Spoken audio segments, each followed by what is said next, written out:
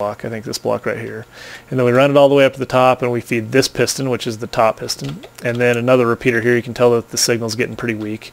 Another repeater here, run it around, and now we're feeding the other piston, the other side piston over here from that block right there. So the block directly on top of the piston. So that's how we got the redstone around there, and that's how we got this ridiculous, god-awful wall situation. So I'm probably going to do a couple of things. Man alive, we got 4 minutes left. It's going to be dark here in a second. I'll go take you down and show you the adjustments that I've made to the obsidian generator as well.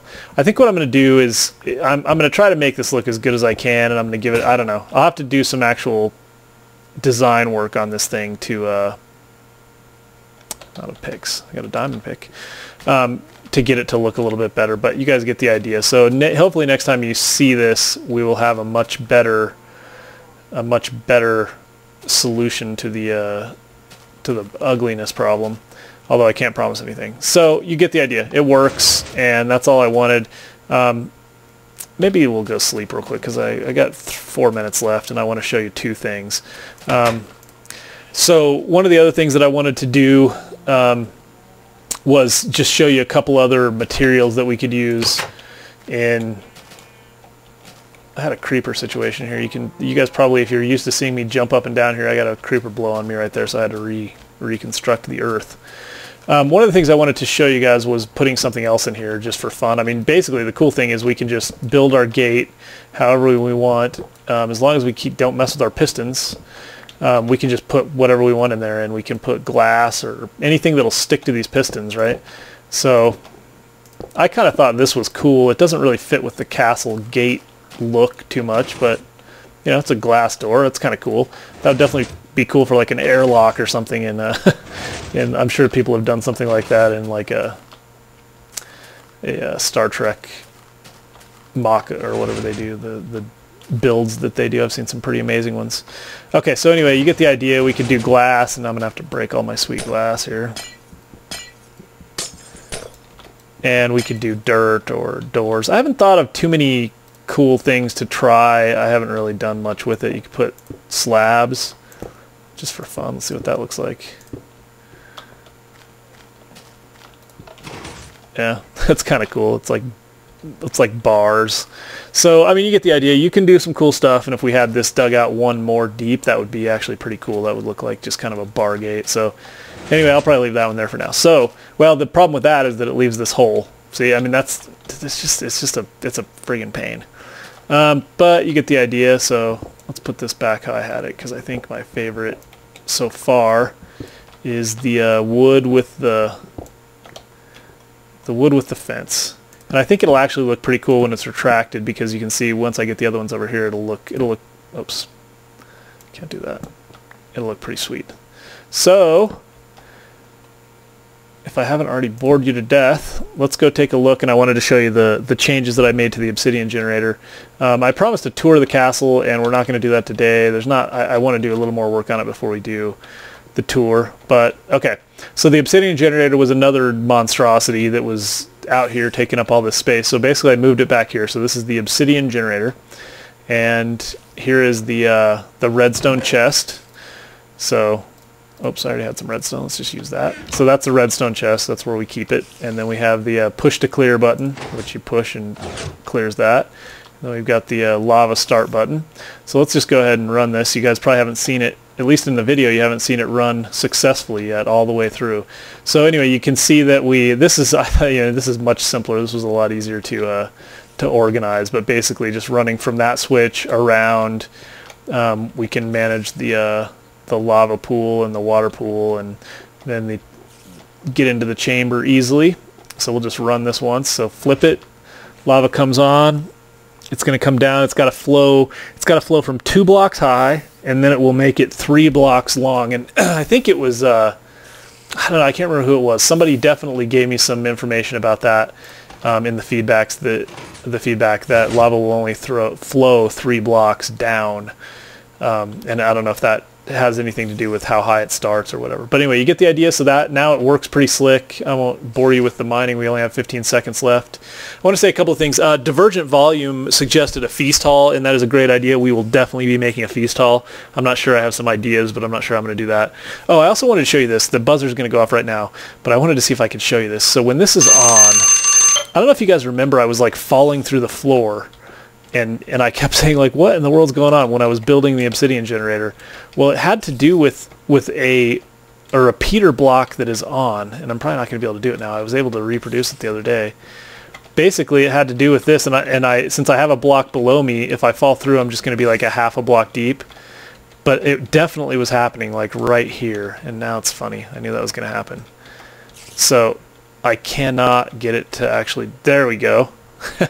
So see, I fall like a half a block through, and I was falling all the way through, and I kept hurting myself. But when you guys were watching, I didn't think I was crazy, but that's what happens. So you can get stuck like this, and you just hop out. So anyway, got to go. I wanted to thank CTTC again for the door inspiration. I did quite a bit of retooling on that to get it how I wanted it, but he definitely had he had a pressure plate that you walk on. I just didn't want the enemy to be able to get to me. So anyway, I think that's it, guys. I really appreciate it. Sorry that this was kind of fast talking and and all that, but tell your friends, give me a thumbs up if you liked it, leave comments please, and I will talk to you soon. Thanks again.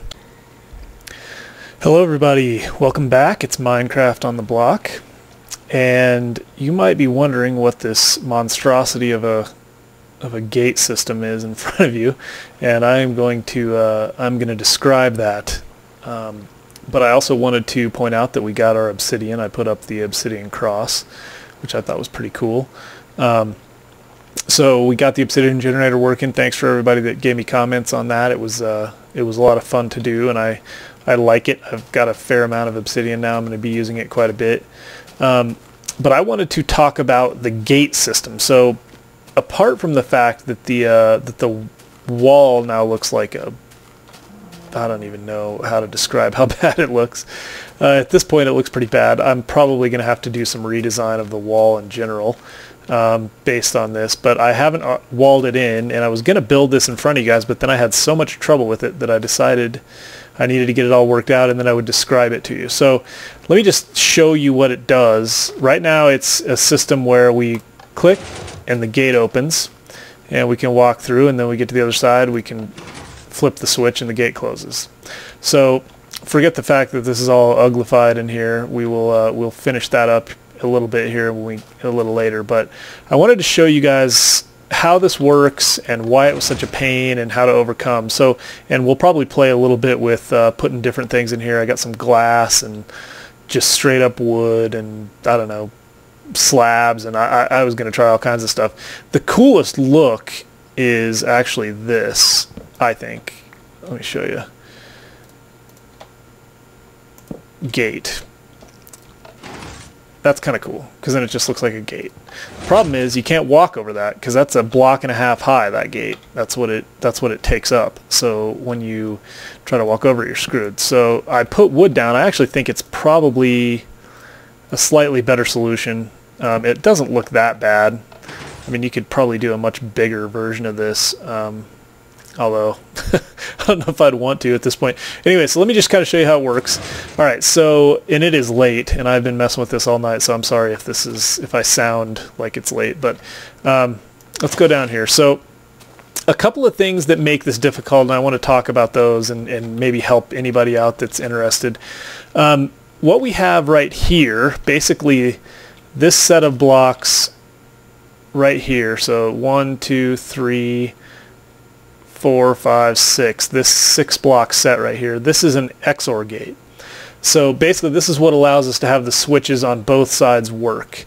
And what it does is it takes the input, so these are the input wires right here. All you have to do, you could just as easily put a switch right here. So get your power from your switch down to behind these blocks right here, holding these two redstone torches. If you get them down there, that's your input wires. So don't worry about all the insanity that gets it down here. These are the input wires. Get the input however you want to. And then the output is actually, let's see, I'm trying to think what I want to, make sure I don't mess something up here. The output is actually this set of wires right here. So now nothing is on, right? Both sides are unlit. So if we go over here, that's the best way out of this monstrosity. It really is an ugly mess. And I'm sure I will make it prettier as we go. So let's flip one of them so we can see what the gate looks like. So now the right-hand gate is active, right? So the power coming out of this is active. A lot of this has to do with the fact that redstone torches, sorry about that, I hit the mic. Redstone torches have strange effects when they're powered. So a powered redstone torch is actually unpowered. Because a redstone torch provides power itself. So this, you can see that this has power coming into it, which turns off this side of the XOR gate. And this one has no power coming into it, which turns it on. And that's because redstone torches provide power themselves, as do switches, right? So the switch is feeding the power into this, which means that it's this one, which means it's off and is not feeding power into this one. And if they're both flipped, then it's feeding power on both of them, and who cares, right? So, well, actually, that's not true. If they're both flipped, that's what this whole thing is about. If they're both flipped, let me go show that.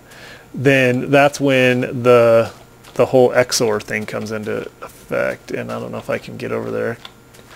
I might have screwed myself out of being able to demo this. Let's see.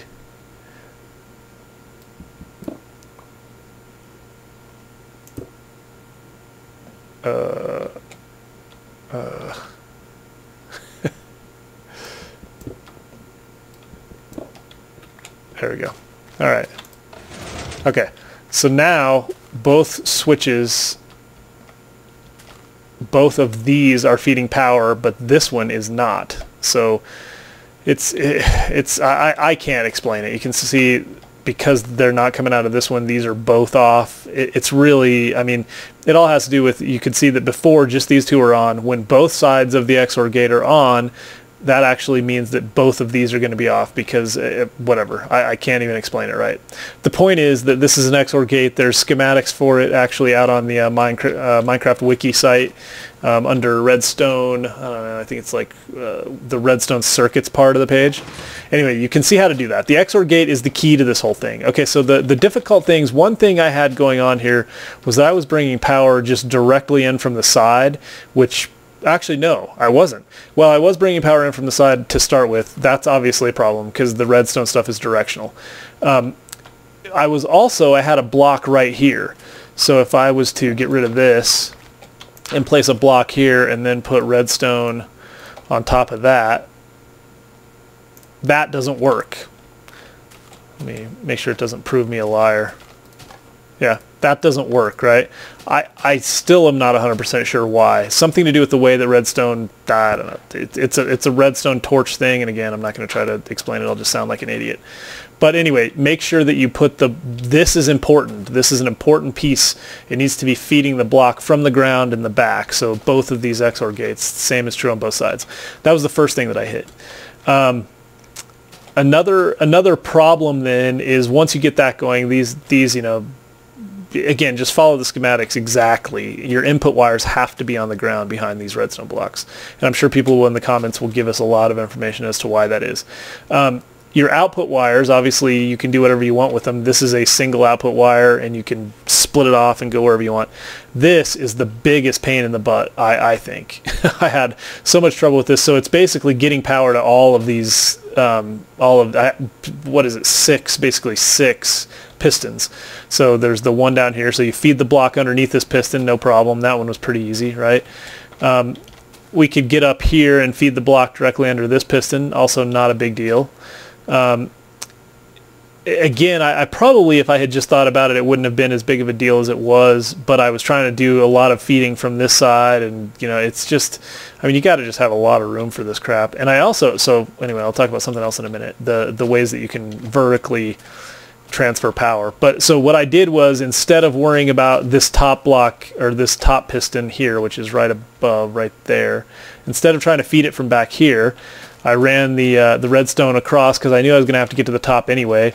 This right here feeds that one. You can see that I have some repeaters because I'm running wire way too far. So this is the first time I needed a repeater. This repeater right here is the first one that causes a delay. Since you have a repeater, even a repeater that is in the first position ends up having a little bit of a delay. So anyway, that runs up and feeds the bottom piston. We run it up here, and along the way it's feeding the top piston right from this block, or I don't know, maybe this block.